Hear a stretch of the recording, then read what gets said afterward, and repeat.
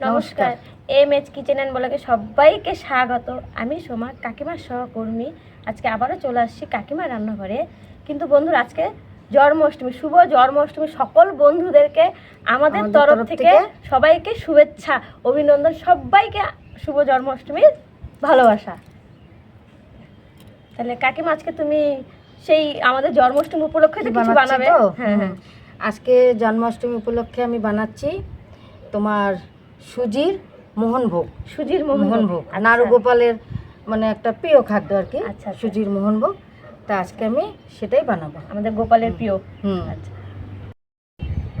তো বন্ধুরা তোমাদের চলো দেখিয়ে দিই সুজির মোহনভোগ বানাবো। তো তাতে কি কি লাগবে দেখো। এই দেখো, এখানে নিয়ে নিয়েছি সুজি, দুধ, ঘি, চিনি, কাজু, কিশমিশ, তেজপাতা আর 3-4টে এলাচ। ব্যাস এটুকুই লাগবে।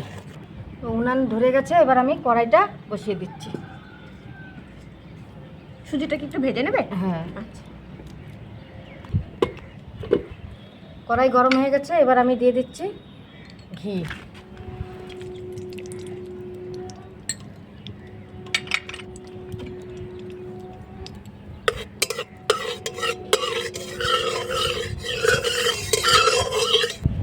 ঘিটা তো গরম হয়ে গেছে, এবার আমি কাজু কিশমিশটা ভেজে নেব।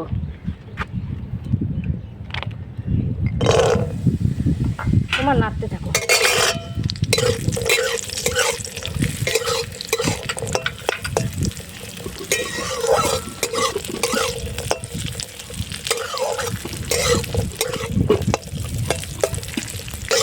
তুলে যায় না,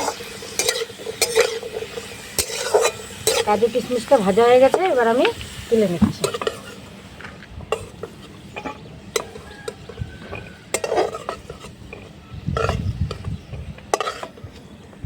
কিশমিশটা ভাজলে একদম ফুলে যায় না?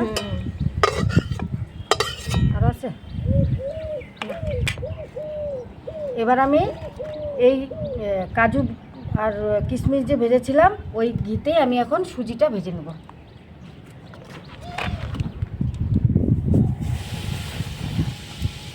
হালকা আগুনে সুজিটা ভাজবো,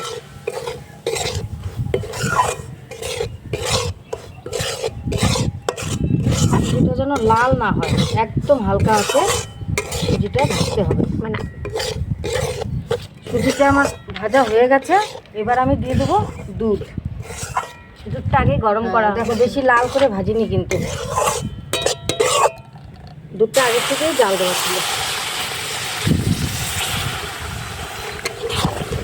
একদম ভালো করে মিশিয়ে নেব।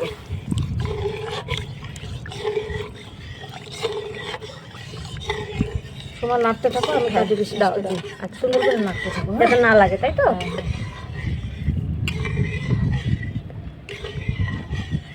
এবার আমি দিয়ে দিচ্ছি স্বাদ মতন চিনি।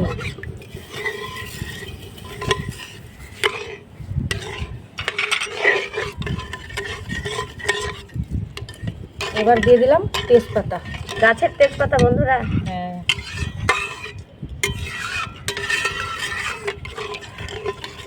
এবার দিয়ে দিচ্ছি এলাচ, থেতো করে রাখা এলাচ। নাড়তে থাকো। হ্যাঁ,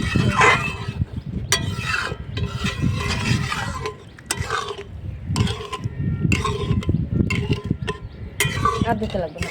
লাগবে না? বেশি ঘন।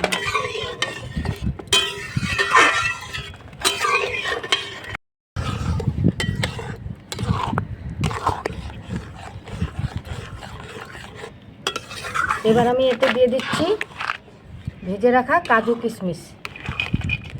আমি কাজু কিশমিশ অর্ধেকটা দিলাম আর অর্ধেকটা রেখে দিয়েছি। বেশ শুকিয়ে আসছে প্রায়। এবার দিয়ে দিচ্ছি ঘি।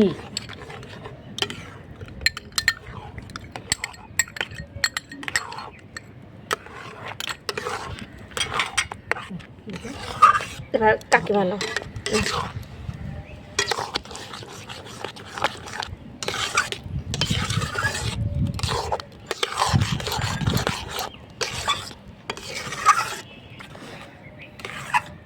এই সুজির মোহনভোগটা কিন্তু প্রথম থেকেই নাড়াচাড়া করতে হবে, নাহলে নিচ থেকে একদম লেগে যাবে। আর আমার এই সুজির মোহনভোগ একদম রেডি।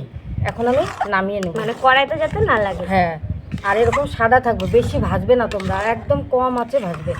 মানে কম আছে ভাজলে হ্যাঁ। বেশ সাদা থাকবে, দেখতে সাদা একটু থাকবে। ভালো লাগবে। লালটা হয়ে গেলে ওটা অন্যরকম দেখতে হবে। দেখো এই যে হয়ে গেছে, এবার আমি নামিয়ে নেব।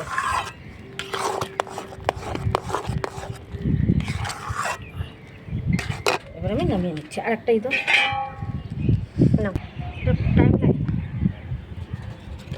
তো এখন আমি এই পাত্রতে উঠিয়ে নিচ্ছি।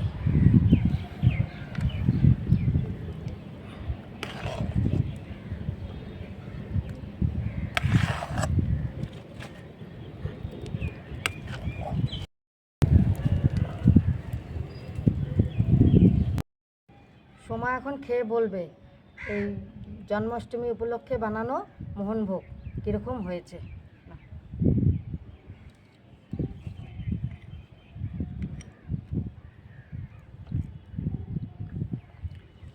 দারুণ হয়েছে বন্ধুরা, মানে মিষ্টি ঠিক আছে? মিষ্টি সব ঠিক আছে। মানে গোপালের এত পছন্দ হবে, শুধু গোপালের না, সব গোপালেরই খুব পছন্দ হবে। এত ভালো হয়েছে সত্যি কাকিমা। মানে এত সুন্দর একটা মানে সুজি দিয়ে যে এত সুন্দর একটা রেসিপি, মানে গোপাল ঠাকুরের জন্য। ঠিক আছে, গোপাল ঠাকুর না, তোমরা সব ঠাকুরকেই দিতে পারো। যখন তোমাদের মনে চাবে যে এরকম একটা কিছু রান্না করে ঠাকুরকে দেই, তোমরা সব ঠাকুরকেই দিতে পারো। দারুণ হয়েছে কাকিমার এই সুজির মোহনভোগটা। তো আশা করি বন্ধুরা তোমাদের সবার ভালো লাগবে। তোমরা এরকম গোপাল ঠাকুরকে বানিয়ে ভোগ দিতে পারো। দারুণ হয়েছে কিন্তু বন্ধুরা। গোপালের পছন্দ এই মোহনভোগটা। দেখবা তোমরা ইস্কনে যাবে, মাঝে মাঝে এই ভোগটা প্রসাদ পাবে। আমি তো পেয়েছি। না না, আমি মানে অনেকদিন আগে একবার পেয়েছিলাম, যাই হোক ইস্কনেই পেয়েছিলাম, আদার্স পাইনি। আর আজকে পেলাম কাকিমার হাতে, কিন্তু সত্যি খুব ভালো হয়েছে। মানে গোপালের জন্য যে খুব সুন্দর এটা, মানে ঘরে বানিয়ে দেওয়ার জন্য। তোমরাও এরকম বাড়িতে বানিয়ে ভোগ দিবে গোপালকে। আর ভালো লাগলে লাইক কমেন্ট সাবস্ক্রাইব করো। টাটা।